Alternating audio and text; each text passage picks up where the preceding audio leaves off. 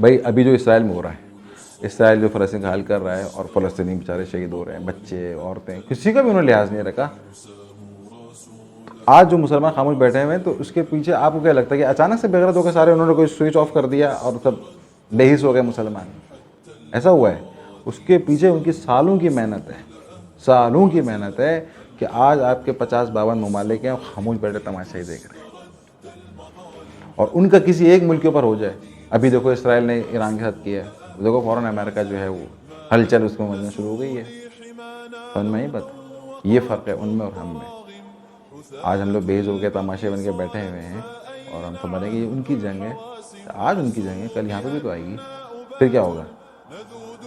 تو چونکہ نفسہ نفسی ہے. دیکھو قرب قیامت ہے نا، اللہ کے نبی فرماتے ہیں کہ قیامت کے جب وقت ہوگا، جب قیامت کا دن ہوگا تو ہر بندے کی زبان پہ عام لفظ ہے، سب نے سنا ہوگا، نفسی نفسی، یا اللہ میری جان بچا.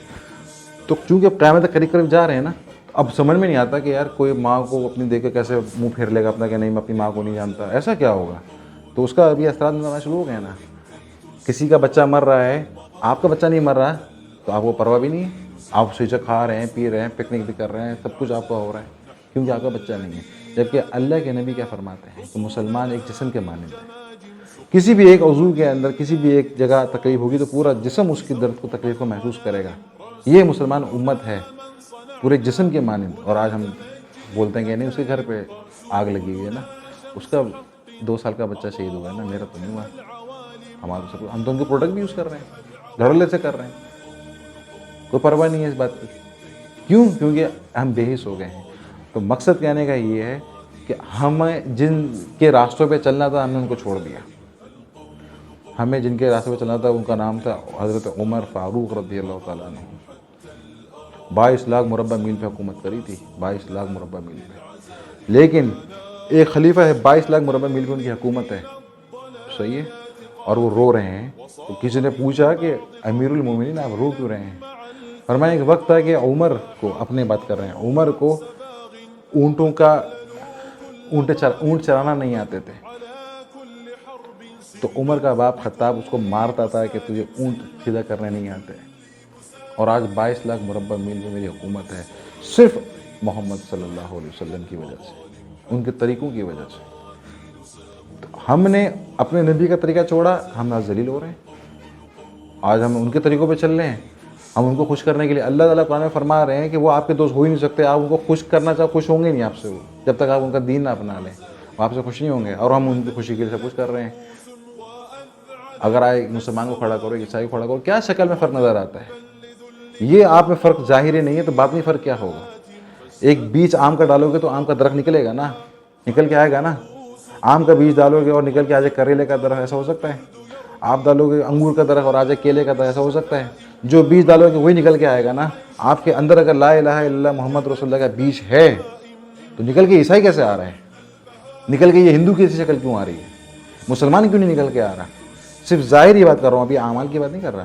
اعمال تو مختلف چیز ہے، اعمال تو بہت آگے کی چیز ہے. ہم اپنی ظاہری بات کر رہے ہیں کہ آپ جو ہیں جو چیز ڈالو گے وہ جو آپ بو گے وہی کاٹو گے نا. دیکھیں یہاں پہ تو عجیب ہو رہا ہے. اس کا مطلب ہے کہ کلمے کے اندر کوئی نہ کوئی گڑبڑ نہیں ہے. کلمے میں گڑبڑ نہیں ہو سکتی ہے، میرے پڑھنے کے اندر میرے ایمان میں گڑبڑ ہے. میری جو ہے میرا جو ڈائریکشن ہے وہ غلط ہو گئی ہے. اور کس نے غلط کری ہے کہ صبح جب 3 سال کا بچہ، 3.5 سال کا بچہ جب پیمپر پہن کے اسکول جا رہا ہوتا ہے نا، وہاں سے اس کی ڈائریکشن خراب ہو جاتی ہے.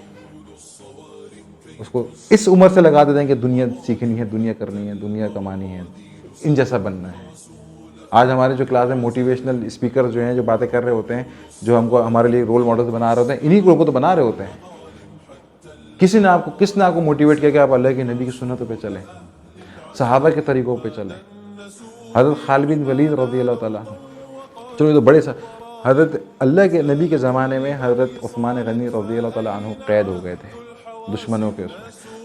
تو صحابہ پہ موت پہ بیعت کی تھی اللہ کے نبی نے کہ ہم اس کو چھڑا کر لائیں گے. آج کتنے مسلمان قید میں ہیں؟ چلو مسلمان تو مرد تو الگ بات ہے، آپ کی عورتیں کتنی ان کی قید میں ہیں؟ ہمارے وہ تو یوں نہیں رینگتی، ہمارے تو کوئی بل نہیں آتا پیشانی پہ. تو مقصد کہنے کا یہ کہ وہ آج ایسے اچانک سے ہم لوگ بے غیرت بے حس نہیں بن گئے ہیں. ان کے پیچھے، اس تمام چیزوں کے پیچھے ان کی محنت ہے. انہوں نے محنت کی ہے بھائی. اور ہمیں جس مقصد کے لیے پیدا کیا گیا تھا ہمیں جس کی چیز کے لیے محنت کرنی تھی ہم نے وہ محنت چھوڑ دی، اور ان محنت کرنے والوں کو مذاق اڑاتے ہیں۔ آج ہمارے مسلمان ان لوگوں کو مذاق اڑا رہے ہوتے ہیں، یہ کیا مدرسے کے لوگ ہیں، یہ کیا داڑھی ملا اور یہ کیا امامیں پہنے ہوئے لوگ ہیں، یہ کیا بنیں گے، ان کو کیا پتہ دنیا کیا ہوتی ہے۔ ہم دنیا کے لیے بنے نہیں، ہمیں کیا کرنا ہے دنیا کا، جتنا اللہ نے ہمیں بتایا کہ اتنا دنیا پر اتنا ہو کہ بس آپ کو گزارا ہو، یہ آپ کو اس مقصد کے لیے بنے گا کہ آپ کو جو ہے پلانٹ بنانا ہی کرنا ہے، وہ کرنا ہے، بس یہ ان کا کام ہے، وہ کرنے دو۔ مسلمان کبھی بھی اپنے ہتھیار پہ بنیاد پہ نہیں جیتتا جنگ، ایمان کی بنیاد پہ جنگ جیتا ہے۔ اگر پڑھو سورہ فیل وغیرہ کے اندر لکھا ہوا ہاتھی والوں کو اللہ نے کیسے مروایا یا ببیلوں سے مروایا۔ آپ کا ایمان تو ہو، آج آپ کا سب کچھ ہے، آپ کا ایمان نہیں، آپ کٹ رہے ہیں۔ سعودی عرب آپ کا اس طرح کے بڑے بڑے ممالک ہیں، خربوں پتی ہیں، ایک ایک شہزادہ پڑے کتنے بڑے بڑے ملک خرید سکتا ہے۔ اگر پیسوں سے جنگ جیتی جا سکتی تو آج دکھاتے نا آنکھیں سعودیہ والے، کیوں نہیں دکھا رہے سعودی عرب آنکھیں؟ آج پاکستان کے اتنے بڑے ہمارے پاس حوصلے ہیں، ہمارے پاس یہ، ہمارے پاس وہ جیٹ ہے، ہمارے پاس یہ جیٹ ہے، دکھاؤ نا آنکھیں جا کے کافروں کو، کیوں وہ کاٹ رہے ہیں تمہارے مسلمانوں کو؟ اس کا مطلب یہ ہے کہ ان تمام چیزوں کا تعلق ایمان سے ہے، نہ ٹیکنالوجی سے، نہ پیسوں سے۔ سمجھ میں آئی؟